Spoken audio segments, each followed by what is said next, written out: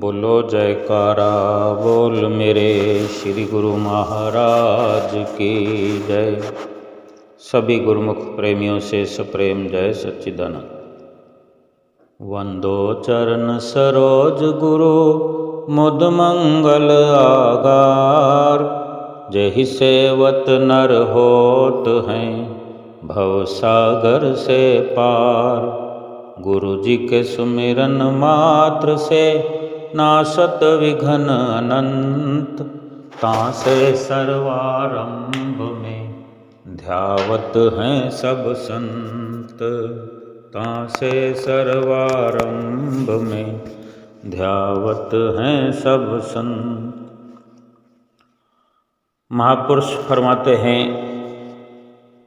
कि मनुष्य संसार में आया है,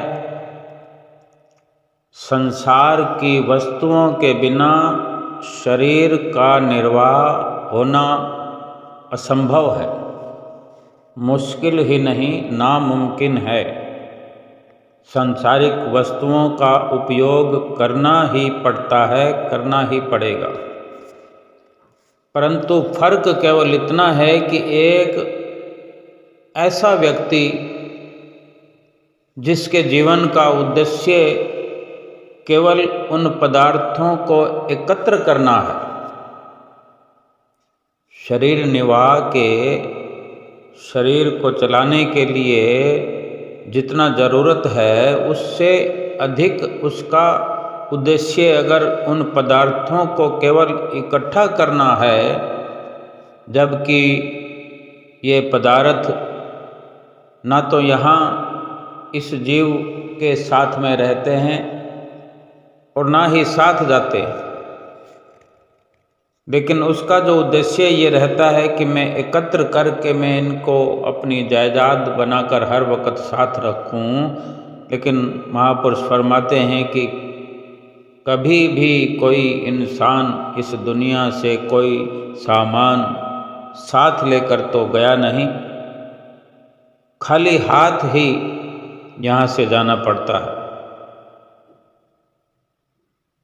और जीवन भर यहाँ भी इंसान खाली हाथ रहता है और परलोक में भी खाली हाथ ही यहाँ से चला जाता है।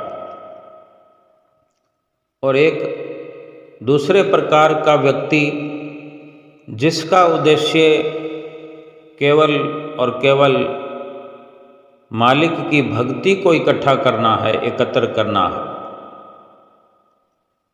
परंतु ऐसे इंसान के पीछे यही संसार के सामान पीछे पीछे आते हैं। या यूं कहें कि संसार के अधिकतर सामानों को इकट्ठा करने या उनका ख्याल तक भी भक्तिवान इंसान के भीतर तक नहीं पैदा होता, क्योंकि ये भक्ति का असर है कि भक्ति करते हुए संसार के सामानों को इकट्ठा करने का महत्व नहीं रह जाता। जो भक्ति करने वाला इंसान भक्ति में लगा रहता है, भजन सुमरन करता है, ये मालिक की, प्रभु की कृपा के बिना भी संभव नहीं है। अगर कोई सुमरन कर रहा है, भक्ति कर रहा है, तो समझना चाहिए कि मालिक की, परमात्मा की बड़ी कृपा हो रही है। और ये जो ज्ञान की, समझ की बात हम करें कि भक्ति करने का विचार कहाँ से आया, भक्ति की लगन कैसे लगी, ये ज्ञान सत्संग में जाने से होता है। और ये सत्संग प्रभु की कृपा के बिना नहीं मिलता। और सत्संग आनंद और कल्याण की जड़ है। सत्संग की सिद्धि ही फल है और सब साधन तो फूल है।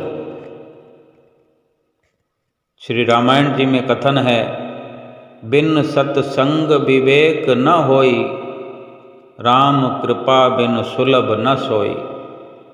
सत्संगत मुद मंगल मूला, सोई फल सिद्धि सब साधन फूला।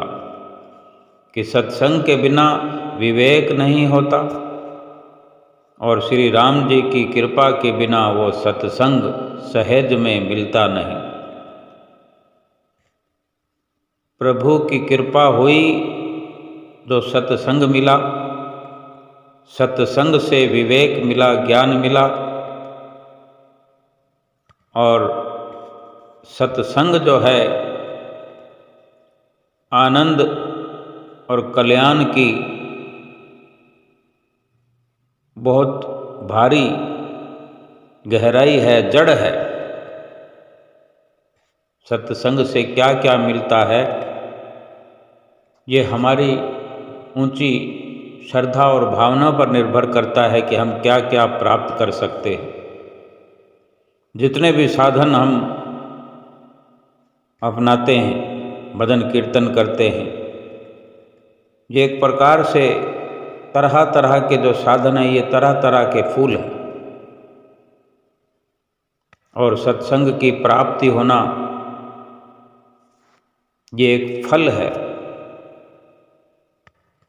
कि राम जी की कृपा हुई, हमारे पूर्वले कर्म, शुभ कर्म, पुण्य कर्म जो फल देने को आए, तो ऐसा अवसर हमें प्राप्त हुआ, ऐसी घड़ियाँ हमें प्राप्त हुई। इस कलयुग में भगवान का सुमरन, भगवान के नाम का जाप मोक्ष प्रदान करने वाला है। भगवान का चरित्र, श्री राम जी का चरित्र जीवन में उतरे ताकि उद्धार हो, सुधार हो। रामायण जी का पाठ, राम जी की भक्ति, सतगुरु के दर्शन, सतगुरु के वचनों की पालना या सिमरन, संसारिक सामानों की कामनाओं की पूर्ति के लिए अगर कोई करता है तो समझना यही चाहिए कि हमने अपनी भजन भक्ति को, सुमरन को, पाठ को, जप को बेच दिया उन संसार के नश्वर झूठे सामानों के बदले। क्योंकि ये विचारणीय है कि भजन सुमरन का क्या विशेष स्थान है, क्या उसका लाभ है, और उस सभी लाभ को छोड़ करके हमने संसार के क्षण भंगुर और नाशवान पदार्थों को पाने की अगर लालसा अपने अंदर जमा कर रखी है, तो समझो वो लाभ जो भक्ति और परमार्थ का है वो छोड़ करके हम संसार के झूठे पदार्थों को ही पाकर खुश होते हैं, प्रसन्न होते हैं, तो ये नाशवान हैं और हमें भी नाशवान की ओर ले जाने वाले हैं। हमने हाथ में आए हुए हीरे मोतियों को छोड़ करके कंकड़ पत्थरों को जैसे हमने चुन लिया हो, ऐसा महापुरुषों का संदेश है, उनका सत्संग है जो हमें हर वक्त ख्याल करते हुए बड़े साहस के साथ, हिम्मत के साथ भजन भक्ति की और बढ़ते रहना चाहिए। खुश नसीब है वो सेवक जिनके सतगुरु ख्यालों में आते हैं, उनके संग मुस्कराते हैं, आशीष देते हैं और अपने सेवक का जीवन सफल बनाते हैं। जो भी सेवक सच्चे मन से सतगुरु को चाहते हैं, उनके दर्शन करते हैं, उनके वचनों की पालना करते हैं, सतगुरु भी फिर उनकी हर प्रकार की इच्छा पल भर में पूरी करते जाते हैं। एक दिन सतगुरु के सामने जो सेवक सेवा कर रहे थे तो दीवार पर कील लगाने की आज्ञा हुई। श्री गुरु महाराज जी ने सेवक से दीवार पर कील लगाने को कहा। सेवक चूँकि बहुत ही भला था, भक्तिवान था, लेकिन हर किसी के लिए सतगुरु से हर पल हर क्षण कुछ न कुछ शिक्षा प्राप्त करने की ज़रूरत होती है। सेवक नहीं समझ पाते कि कहाँ कहाँ हमें और कितना कितना सीखना है। तो वो सेवक जो कि महसूस कर रहा था कि जहाँ कील लगाना है वहाँ नीचे गुरु महाराज जी का पलंग बिछा हुआ है, श्री गुरु महाराज जी के पलंग पर चढ़कर कील लगाना ठीक नहीं है। तो वो श्री गुरु महाराज जी से बोला कि मैं बाहर से मेज ले आता हूँ और उस पर खड़ा होकर कील लगा देता हूँ, ठोक देता हूँ। सतगुरु तो जानी जान है, अंतर्यामी हैं। वो समझ रहे थे कि सेवक के मन में क्या चल रहा है, क्योंकि ये एक उत्तम व्यवहार की एक ऊंची विचारधारा है। फिर भी बड़ी बात सतगुरु की आज्ञा को मानने, सतगुरु के वचनों पर चलने की हुआ करती है, जो हम गलती कर जाते हैं। श्री गुरु महाराज जी ने सेवक को कहा कि चारपाई पर पलंग पर चढ़कर ही कील लगा दो, और सेवक ने नहीं माना, अपनी ही बात को केवल ठीक समझा और बाहर जाकर मेज लेकर आया और उस पर चढ़कर खड़ा होकर कील लगाने लगा और कील लगा दी। फिर श्री गुरु महाराज जी को बोला कि आपने जो हुक्म दिया था, जो सेवा आपने बताई थी, वो मैंने कर दी है। तो श्री गुरु महाराज जी ने वचन किए कि तुमने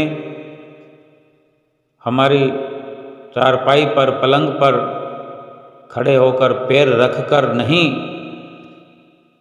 कील लगाई, आपने पलंग पर पैर नहीं रखा, लेकिन हमारी जुबान पर जरूर पैर रख दिया। कितने प्रभावशाली ये वचन हम समझें तो अगर, और कहीं ना कहीं यही हाल हमारा है। हम भी सेवक हैं, गुरुमुख हैं, प्रेमी हैं, सतगुरु सतगुरु करते रहते हैं, गुरु महाराज जी की भक्ति के तलबगार हैं, दर्शनों के इच्छुक बने रहते हैं।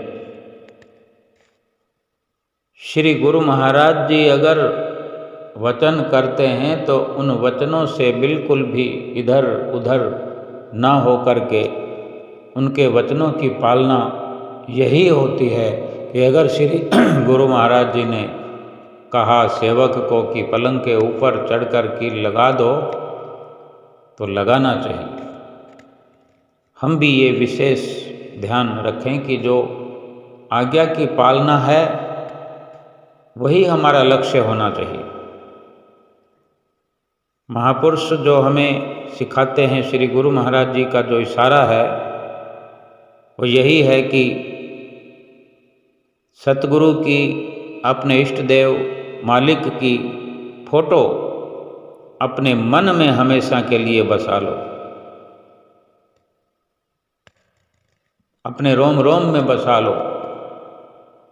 फिर दूसरा कोई भाव ना आए, हर कोई सतगुरु को ऊंचा समझकर भाव से और उनका आदर सत्कार, उनके चरण स्पर्श करने वाली वस्तु को भी सेवक अपने सिर पर रखना चाहता है, उसको माथा टेकना चाहता है। हम देखते हैं श्री गुरु महाराज जी जहाँ से चल कर जाते हैं वहाँ गुरुमुख प्रेमी माथा टेक रहे होते हैं, श्रीकार को मस्तक टकरा कर मत्था टेक रहे होते हैं। सब ठीक है, लेकिन इन सब से बढ़कर सतगुरु के वचनों की अवहेलना नहीं होनी चाहिए, क्योंकि सतगुरु हमारे भावों को देखते हैं, हमारी किसी प्रकार की मन की विचारधारा की ऊंचाई को नहीं देखते, हमारी श्रद्धा और हमारा भाव देखते हैं और हर प्रकार से हर स्थिति में हमारी रक्षा करते हैं, हमारा उद्धार करते हैं।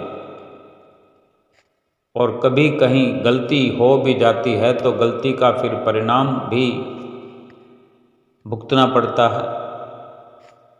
गलती का परिणाम जन्म लेकर भुगतना पड़ता है, गिरावट की ओर जाना पड़ सकता है और फिर उसी योनि में भी सतगुरु उपकार करते हैं, उद्धार करते हैं और बची हुई सेवा दे करके फिर से उद्धार का रास्ता हमारे लिए खोल देते हैं। ऐसे ही श्री परमहंस अवतार श्री दूसरी पातशाही गुरु महाराज जी की बहुत पहले की लीला है, जब श्री दूसरी पातशाही गुरु महाराज जी लक्की मरवत के कृष्ण द्वारा में विराजमान थे। ये उस वक़्त श्री आनंदपुर धाम के निर्माण से पहले का वाक़या है। पाकिस्तान पंजाब में स्थित ये जो इलाके हैं जहाँ श्री परमहंस दयाल महाराज जी ने, दूसरी पातशाही जी ने जो भक्ति और सत्संग का यहाँ सिलसिला चलाया, यहाँ पर जो गुरुमुख प्रेमियों के कल्याण का कार्यक्रम चलने लगा, सत्संग की तरक्की के लिए प्रेमियों को अधिक पानी की आवश्यकता होने लगी।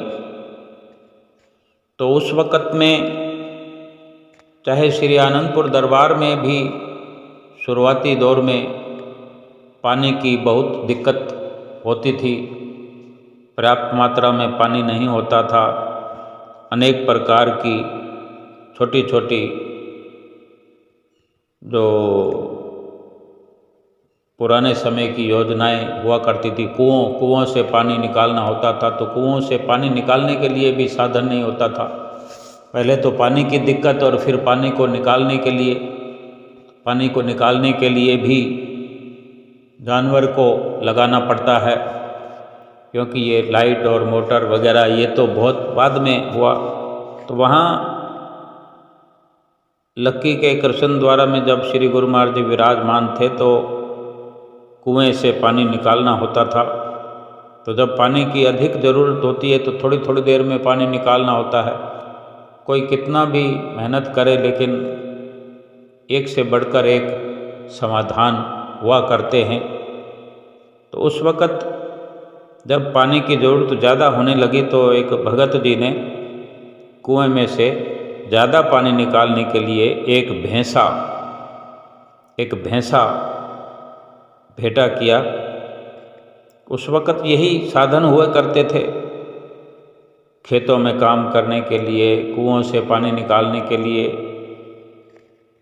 तो यही साधन हुआ करते थे। वो भैंसा जो था वो कुछ छोटा था, यानी जैसे कहते हैं कि अभी थोड़ा और उम्र हो जाए, जैसे कोई हम भी इंसान रूप में देखते हैं कि कोई कम उम्र में काम करने लग जाते हैं, कोई कम उम्र में कोई ऐसे ऐसे एक्सपेरिमेंट कर देते हैं, उनके काम करने का भाव, अंदाज, एक शौक़, लगन उनकी अलग से होती है। और ऐसे ही कम उम्र वाले कुछ गुरुमुख प्रेमी जो सेवा करते हैं, बचपन में ही किन्हीं को शौक़ होता है, लगन होता है, तो ये पिछले प्रारब्ध में भक्ति भाव, लगन ये साथ में प्रारब्ध में जुड़कर आता है। और कोई अधिक उम्र होने पर भी ज़्यादा शौक़ और भाव से नहीं कर पाते। और वो भैंसा अभी छोटा था, थोड़ा और इंतज़ार किया जा सकता था, लेकिन वो भैंसा स्वयं, वो बेशक जानवर है, चौपाया जानवर है, लेकिन उसमें ऐसी लगन थी कि उसने भेंटा होते ही वो पानी निकालने के लिए हल्टी चलाना शुरू कर दिया। अक्सर ऐसा देखने में नहीं आता था, कुछ उम्र बढ़ने पर इस प्रकार का कार्य वो भैंसे किया करते थे। लेकिन ये श्री गुरु महाराज जी के नज़दीक आना और इस प्रकार सेवा करना, उसके पिछले जन्मों का ही ये सिलसिला था। ये श्री गुरु महाराज जी अंतर्यामी है, वही जानते हैं कि ये उन्हीं का चलाया हुआ सिलसिला, उनकी मौज से ही ये सब हो रहा था और उसने ये कार्य शुरू कर दिया। जीवों में चाहे मनुष्य हो या जानवर हो, संस्कारों का बहुत महत्व होता है। भक्ति करते हुए अगर हमसे कोई भूल हो जाती है, चूक हो जाती है, अंत समय में कुछ ऐसी विचारधारा रहती है, या भक्ति करते हुए जीवन में ख्याल परिपक्व नहीं हो पाते हैं, भक्ति तो करते हैं, सेवा भी करते हैं, नियमों की पालना भी करते हैं, सुमरन भी करते हैं, लेकिन कहीं ना कहीं कुछ कमी होने के कारण अंत समय में, अंतिम श्वासों में ख्याल भटक जाए तो बड़ी मुश्किल पैदा हो जाती है। फिर जन्म लेकर के चाहे थोड़ा ही समय के लिए, लेकिन दुख तो भोगना पड़ जाता है। अगर हमसे गलती ना हो, अगर गलती ना करें, पूरा का पूरा लाभ भक्ति का उठाएं, 5 नियमों की पालना करें तो बिल्कुल पूरी करें, अच्छी तरह से करें, जब तक जीवित हैं इन्हीं पर आगे बढ़ते जाएं। समय भी अपने आप हमें मिलता रहेगा, कुदरत की ओर से सारी व्यवस्थाएं होती रहेंगी, सारे इंतजामात होते रहेंगे। हमारी अगर लगन बढ़ रही है, हम अपने लगन को बढ़ा रहे हैं, तो संसार से हमें अवकाश मिलता रहेगा।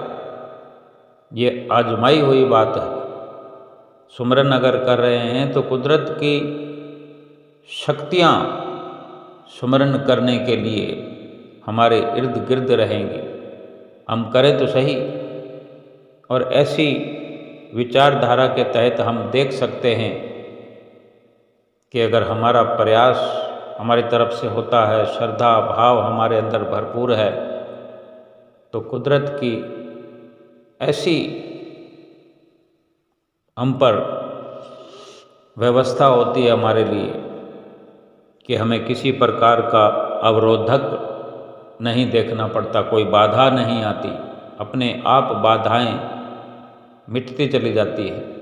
लेकिन हम स्वयं ही अगर संसार में ही चारों तरफ दौड़ते रहेंगे, अनमने मन से हम सुमरन करेंगे, अनमने से सेवा करेंगे, आरती पूजा भी अनमने मन से, ऊपर ऊपर से लगे रहेंगे तो उसका लाभ फिर कम से कम मिलेगा। और इस गलती की सज़ा, जैसे वो भैंसा कर रहा है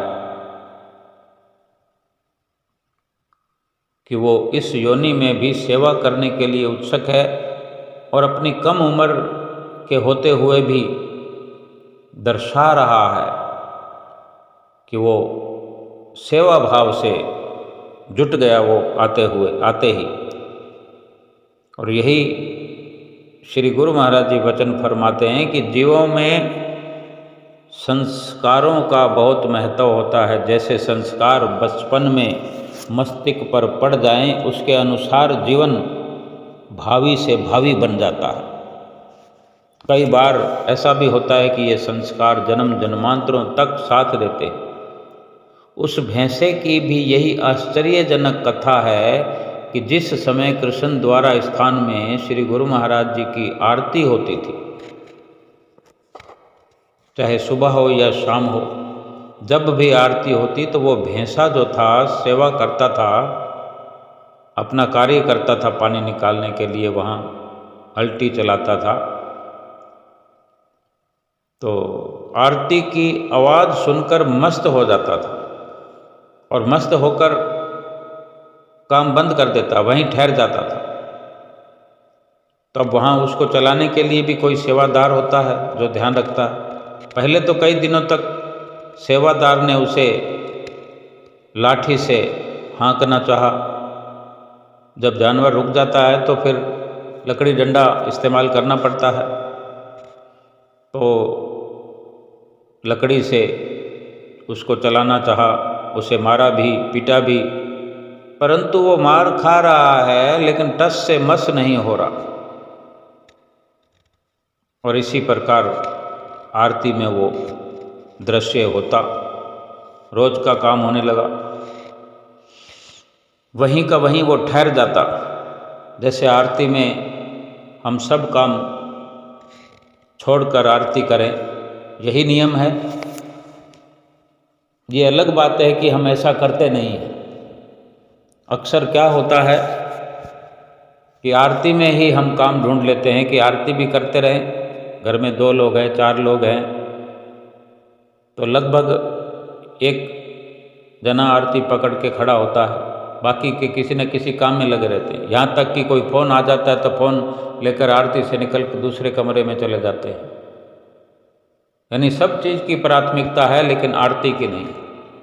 कोई वहाँ पर आरती करते हुए खड़े हुए कोई सामान को इधर उधर ठीक करते रहते हैं, कोई कपड़े समेटने लगता है, कोई सजावट करने लगता है, कोई पास में अगर रसोई किचन का कार्य है तो वहाँ सब्जी बनती रहती है, आना जाना, वहाँ से आना फिर जाना, यानी पूरी मुकम्मल तौर पर आरती में तवज्जो नहीं दे पाते।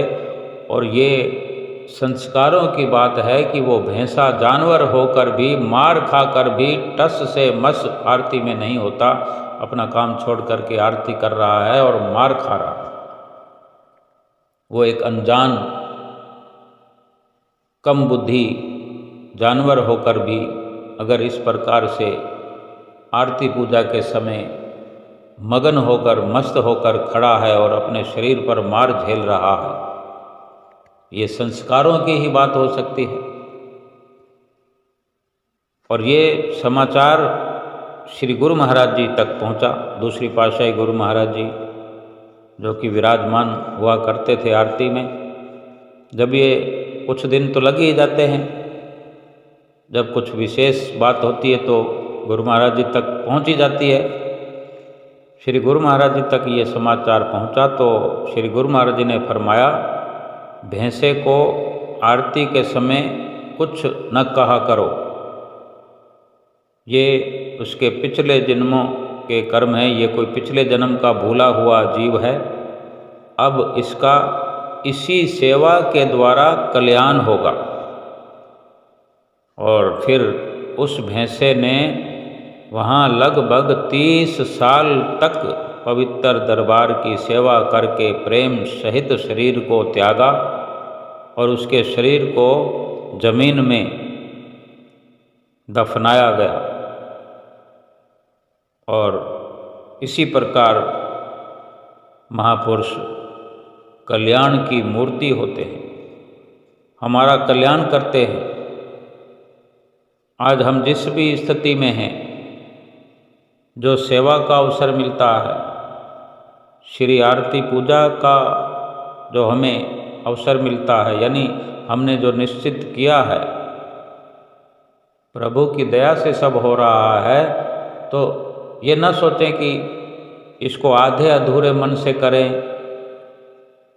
दूसरे काम उसमें करते रहें, ये भी प्रभु की कृपा से हो रहा है। नहीं, जो अवसर मिल गया, अगर तो हम आरती ना करते होते, अगर तो हम दरबार में ही ना आए होते, चरण शरण ही नहीं प्राप्त की होती, नाम ही न लिया होता, लेकिन ये सब सतगुरु की, प्रभु की कृपा हो गई है। अब जो हम कर सकते हैं उसको छोड़ करके वो लापरवाही ना दिखाएं।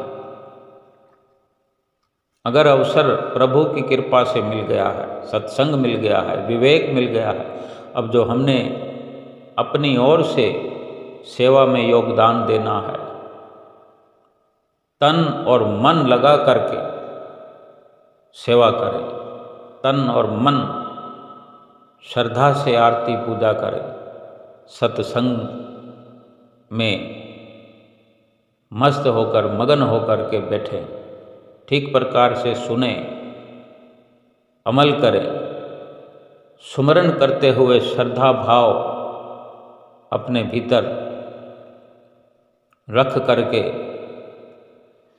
ये लगन जो बचपन से होती है, सतगुरु की कृपा है, प्रभु की कृपा है, अपने संस्कारों का महत्व है, लेकिन हर वक्त हम प्रारब्ध या संस्कारों का महत्व ही समझते रहें, खुद हाथ पर हाथ धर कर बैठे रहें, नहीं। जैसे जैसे समझ आए, समझ आती है, हमने अपनी ओर से पूरा प्रयास करते हुए, अथक प्रयास करते हुए, क्योंकि यही इस जीवन का लाभ है। संस्कार जो पिछले थे उनके अनुसार हमारे आगे ये सारी व्यवस्था है कि श्री गुरु महाराज जी ने हमें अपनी नज़दीकी बख्शी, अपने नज़दीक बुलाया, ये अवसर दिया, नाम की बख्शिश की, इतने ऊंचे सच्चे दरबार में हमारी आज हाजिरी लगी है, लगती रहती है। जहाँ हम रहते हैं वहाँ कुटिया में, आश्रम में, कितनी हमारी एक बड़ी स्थिति है कि हमें ऐसा अवसर मिलता है वहाँ पहुँच कर के व्यवस्था करना, सेवा करना, आरती पूजा करना। लेकिन उस अवसर में अगर हम संसार के सामानों की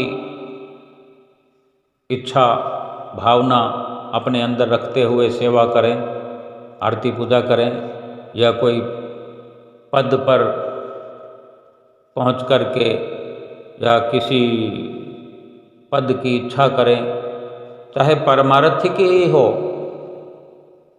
इस भाव से अगर हम सेवा करें, आरती पूजा करें, दर्शन करें, सत्संग करें, तो फिर एक प्रकार से हमने वो सारी श्रद्धा भावना का एक प्रकार से गला घोंट दिया, क्योंकि उसके बदले हमने कामनाओं को अपने अंदर जगा दी, किसी संसारिक भावनाओं के तहत या बड़ा बनने के तहत इन विचारधाराओं से अलग हो करके भजन भक्ति को अंजाम देना।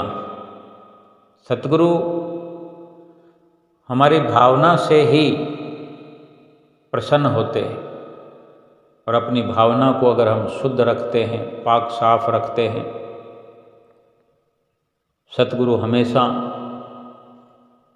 हमारी यहाँ भी रक्षा करते हैं, परलोक में भी हमारा साथ देते हैं, हमारे साथ रहते हैं।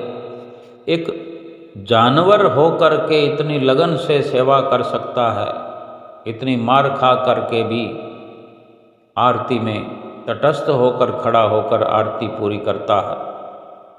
मंदिर से दूर, मंदिर और श्री गुरु महाराज जी से भी कहीं दूर खड़े होकर के भी उसके भाव हम देखें, विचार करें, कितने अनमोल हैं, कितने शुद्ध हैं। और हम इंसान होकर के, बुद्धिमान होकर के, जो कि ये पूरा जन्म ही हमें भक्ति परमार्थ के लिए मिला है,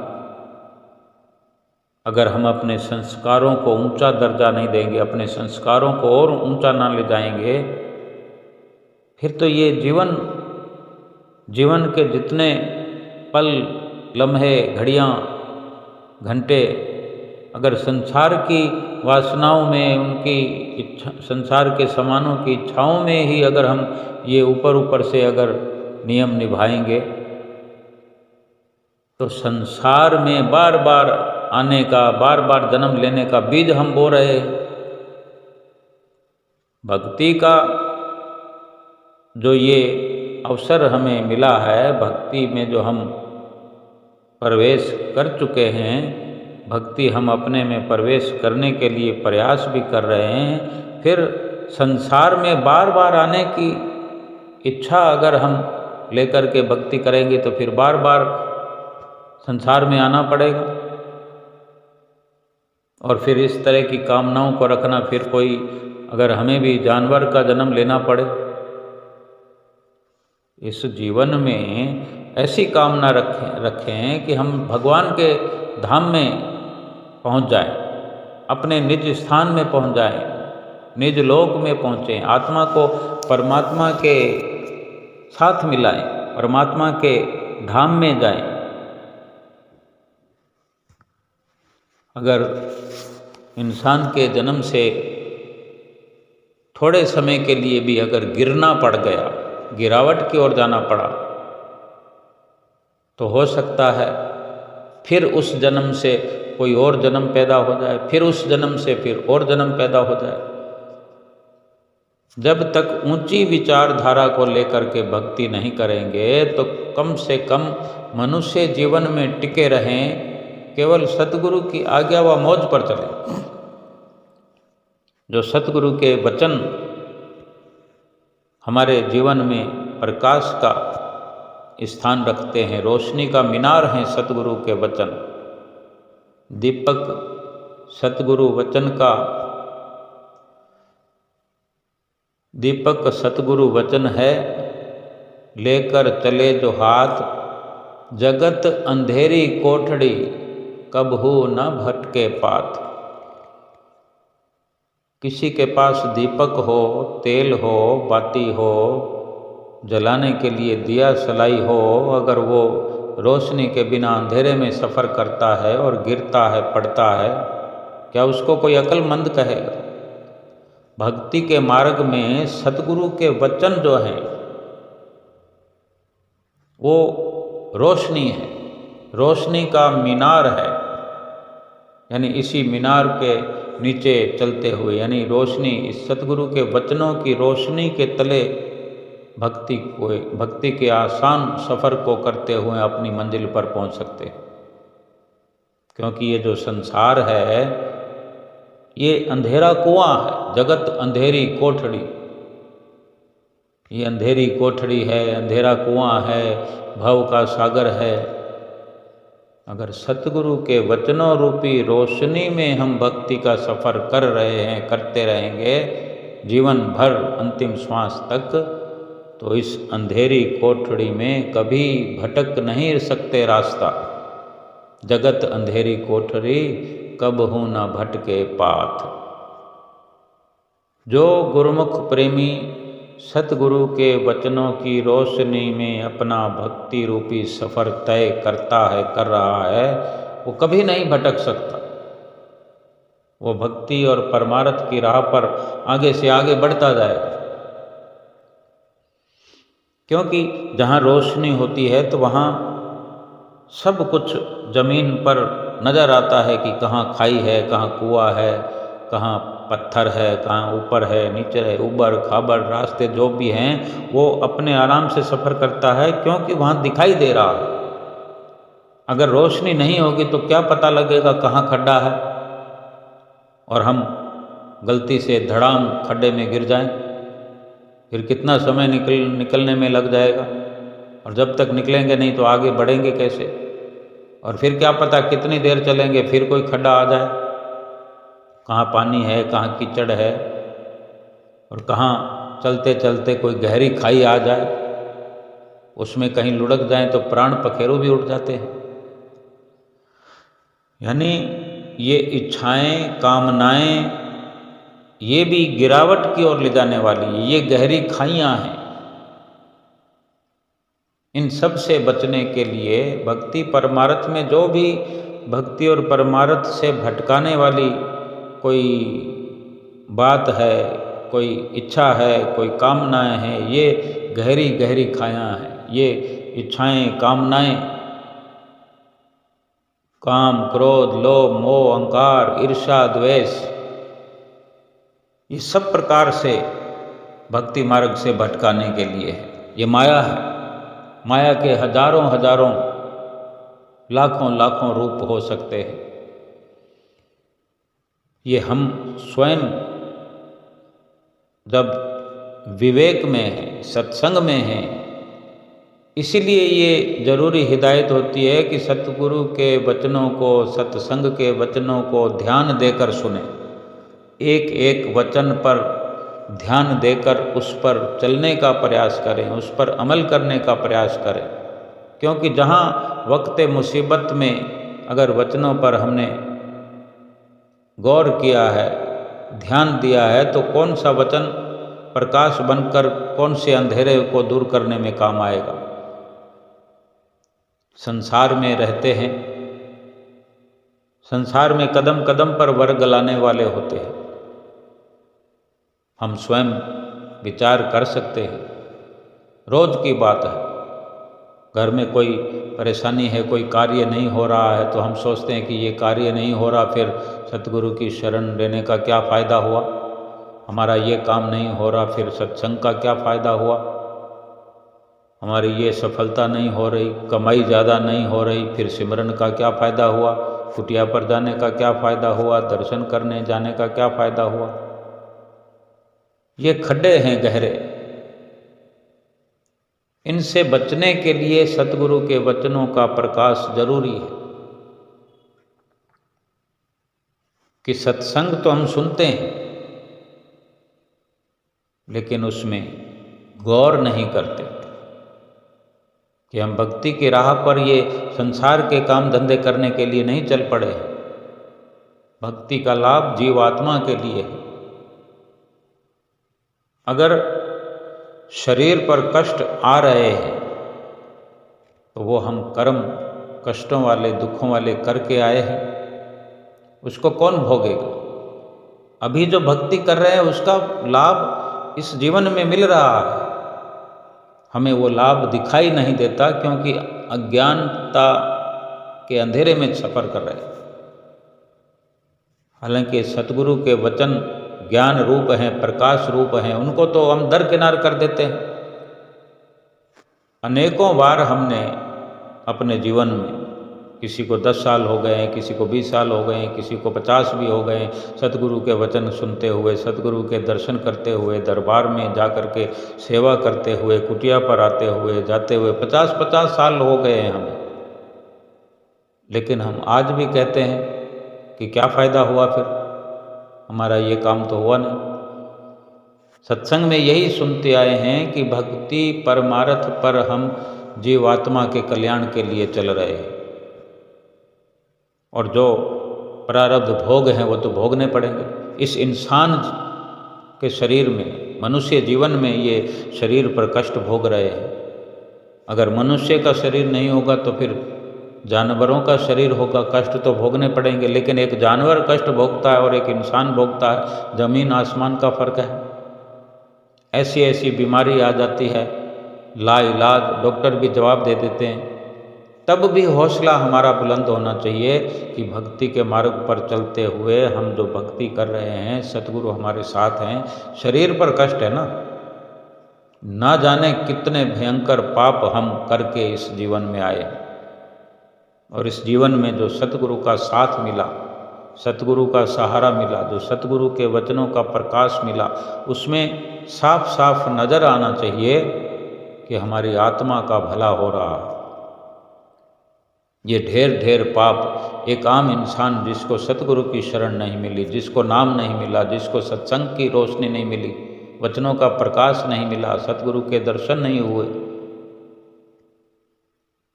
दुख तो वो भी भोगते हैं, लेकिन वो ऐसी समझ कहाँ से रखेगा। लेकिन एक गुरुमुख का, एक सेवक के जीवन का ये अवसर, सतगुरु का मिलना, उनसे नाम की बख्शिश होना, ये 5 नियमों की पालना करते हुए 2 घंटे भजन स्मरण करना, अगर दुख है, कष्ट है, तो यूँ समझने की ज़रूरत है कि हमारे ढेरों ढेरों पाप जो हैं इसी जन्म में भुगतवा कर सतगुरु अपने लोक में हमारी जीवात्मा को जल्दी से जल्दी ले जाना चाहते हैं। हमारा ये छुटकारा हो रहा है और यही सच्चाई है। शास्त्रों को पढ़कर देखें, ग्रंथों को पढ़कर देखें, बड़े बड़े ऋषियों, मुनियों, संतों, महापुरुषों को भी शरीर पर तो कष्ट आते ही हैं, क्योंकि शरीर के द्वारा ही हल्के माड़े कर्म हमसे होते रहे हैं। विचार अब यही है कि हमने अपने लक्ष्य को नहीं भुलाना है। हमारा लक्ष्य जो है भक्ति है। मनुष्य जीवन का यही लक्ष्य है।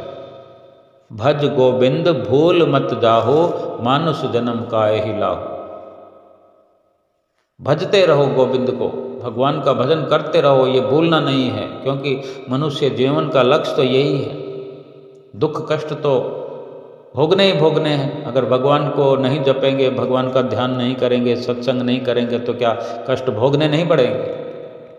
लेकिन कितना लाभ हो रहा है ये अपने अपने भाव पर निर्भर है कि हमें कितना समझ आता है कि भक्ति के कारण हमारे कष्ट कितने हल्के हो गए। अगर अधिक से अधिक हम दुखी नज़र आते हैं शारीरिक रूप में, तो ना जाने यही अंतिम जन्म हो, फिर हमेशा के लिए छुट्टी हो जाए जन्मों से, 84 के योनियों से, और सीधे परम धाम जाना हो, सतगुरु के साथ उनके धाम में पहुंचना हो। तो ये तो बड़ी खुशी की बात है कि थोड़ी देर का, इसी एक जन्म का ही मिटता हुआ ये कष्ट है और फिर हमेशा के लिए सुख रूप हो जाना है।